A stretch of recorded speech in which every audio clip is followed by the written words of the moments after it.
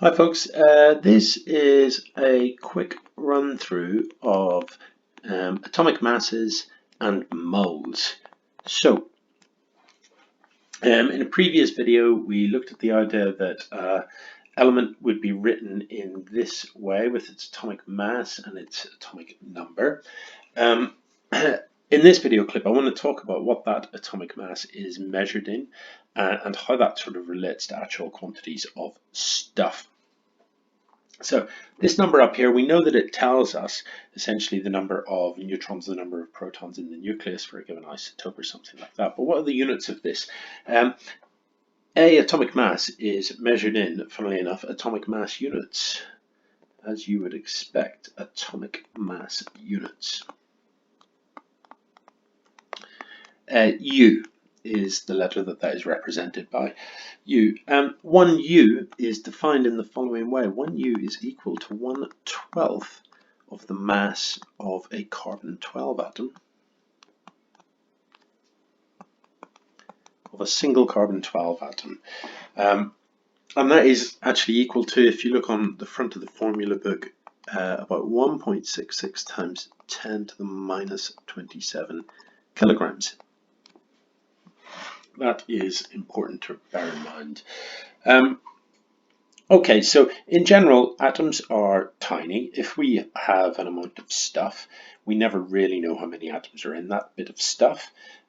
But for our sort of equations and predictions in physics, a lot of our equations rely on the sort of approximate number of atoms that we're dealing with. So we need to be able to convert from a proper sort of measurement of an amount of stuff to actually the number of atoms that contains. And there's two options for doing it. Option one is to use this atomic mass. So if I give you the example of, for example, maybe I've got 1 kilogram of uranium-238.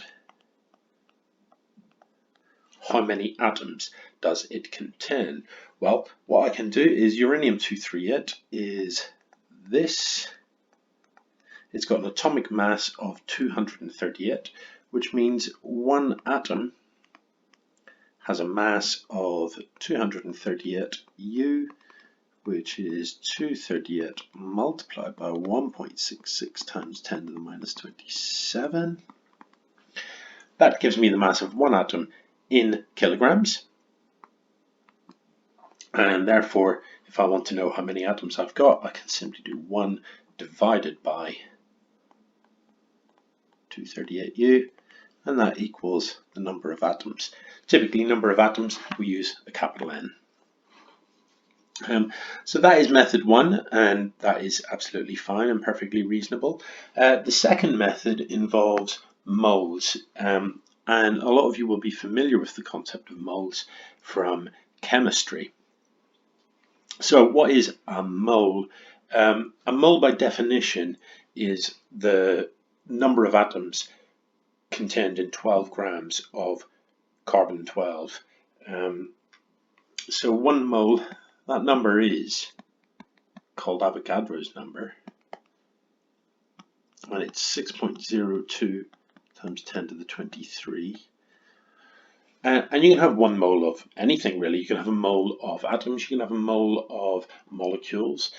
Technically you can have a mole of grains of sand or something like that, whatever you like. You could have a mole of moles, and that would be truly a vast quantity of moles. It doesn't matter what you've got a mole of, that's how many items there are in that mole.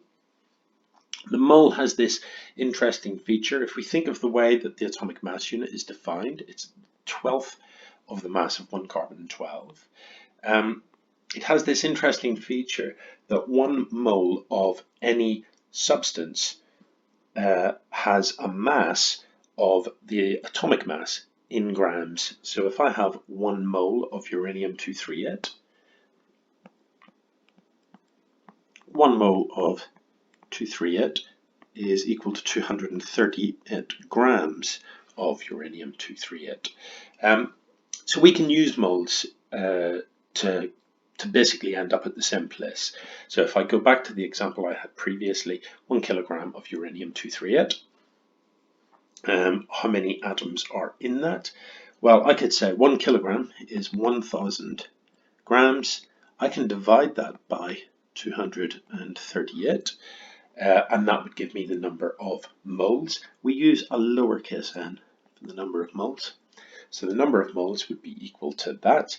And then to get the number of atoms, I can just do Avogadro's number multiplied by the number of moles, and that will give me the exact same answer. I say exact, you might find that obviously 6.02 is to 3 sig figs. This value for u is also to 3 sig figs, so you might get some variation there, but it would be negligible.